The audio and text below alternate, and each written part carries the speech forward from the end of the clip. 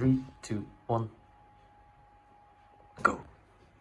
What's up guys, it's Rogue here and welcome back to yet another amazing deck profile on the channel. Today I thought I'd be hitting you up with what I think is the best going second deck this meta and one of the best meta decks at the moment right now. So without any further ado, let's get straight into this deck profile. Well, it is going to be our main boys dinos and we are going to be starting off with the best dinosaur. We're going to be playing triple Oviraptor. There's no reason to play this card anything less than 3. This card is essential for pretty much anything that the deck does. You want to see this guy. Another really important dino in the deck is Miscellaneousaurus. The effect, the quick effect, send it from your hand to the grave to just protect your dinos is insane. And then the fact it can just banish itself and get baby is just absolutely amazing. Eternity Code making dinos meta again. So that I don't think you should be playing anything less than 3 of each. And with the Fossil Dig, it is basically 6 copies of each. And you just add whichever one you need to your hand. For our main dino, we got 2 of UCT. You don't need 3 of him because you don't necessarily want to draw him 2 copies of him. Drawing him is fine, but drawing 2 of him is a bit rough. So I only play 2, 1 to bring out usually with pill and 1 to bring out the normal way. So yeah, he's just absolutely amazing. I can't believe this card came out so many years ago. It's still absolutely amazing. And the fact that it just sends and doesn't destroy is, oh my god, this card's amazing. For the little dinos, we're playing this ratio of babies. This baby is absolutely insane and this baby is not as good. That's why I play it the ratio it does. This basically lets you bring out Soul Eater, Miscellaneousaurus, whatever you need, and this basically just is more of like a end board. You can bring out another UCT, a Pancratops, whatever you need with this one. That's why I play 1 of this and 3 of this. We are of course playing the new one from Eternity Code. I don't have it yet, I'm sorry. But we are accompanying it with Giant Rex, Pancratops, and Dogoran. These are one-offs of the deck, and basically you can bring them out sometimes with the little baby, and you basically have a pop in your opponent's turn. Sometimes if they have a monster and you want to bait out the effect, you can just normal summon OV, and if they don't negate it, add the Kaiju, and then just Kaiju them. So searchable Kaiju is always amazing. Giant Rex is just basically how you get into your rank 4s because he brings himself back when he's banished. And the baby is just absolutely amazing. Pops a dino that isn't himself and adds you a double evolution pill. And then you can link him off into Link Reaver and Secure Gardener, which we do play. So absolutely broken card and basically one of the main reasons that dinos are back again. Moving on to the hand traps here. We do have to play hand traps because there's a lot of combo decks that are really, really scary. So we're basically just playing triple Ash and then triple Gamma with the 1 driver, which is the brick. I think this is the best hand trap lineup that you can play. Ash hits basically anything and Gamma hits monster effects. You can also use it defensively on your turn to stop an Ash when you use a Fossil Dig, so it's really, really good. Moving on to the spells now. I do believe every dino deck should be playing triple Paw of Extravagance. They don't really use the extra deck that much, so this card is basically just draw 2 cards and then combo off. And absolutely amazing, amazing card. You always want to see this in your hand, hence why I play 3 of it. We're going to be playing triple Lost World here. I think this card is actually really, really good still. The fact that you make a token and then you can attempt to destroy the token, protect it, and destroy from deck is absolutely amazing.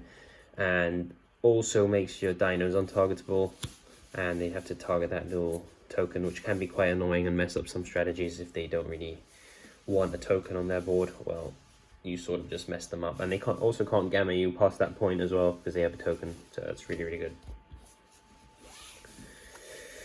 We're going to be playing triple Fossil Dig, of course we are. It's basically just add yourself the card that you're missing to your hand, and it's not once per turn either like Rota, so anything less than 3 and you're just suicidal, to be honest, because this is mandatory 3 off.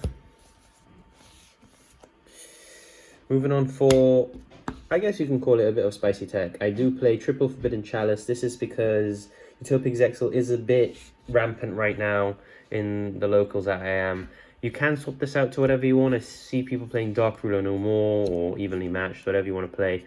I feel like Forbidden Chalice is really, really good tech because Usually for Utopic Zexal, they're going to wait for you to commit a card to the board and then activate their effect. And then you can Forbidden Chalice them anyway, because this card doesn't really care if you control cards or not.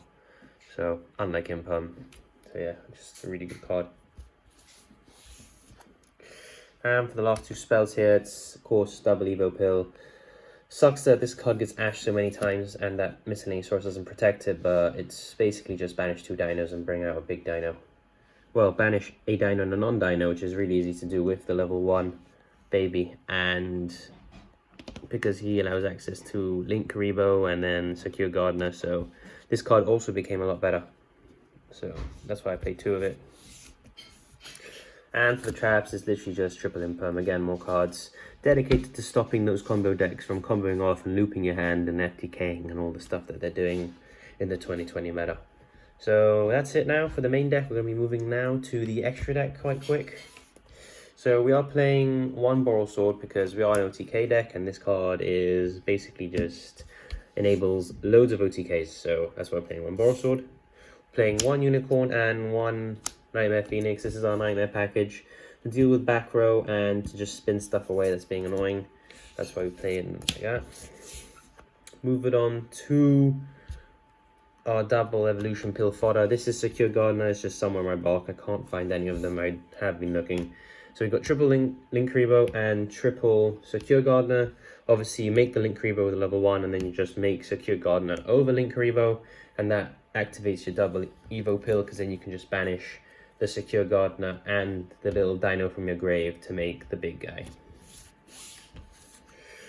Moving on to our X Caesars. Again, I'm sorry for the proxies, I just can't find the cards at the moment. We got 2 Dolka and 2 Lagia.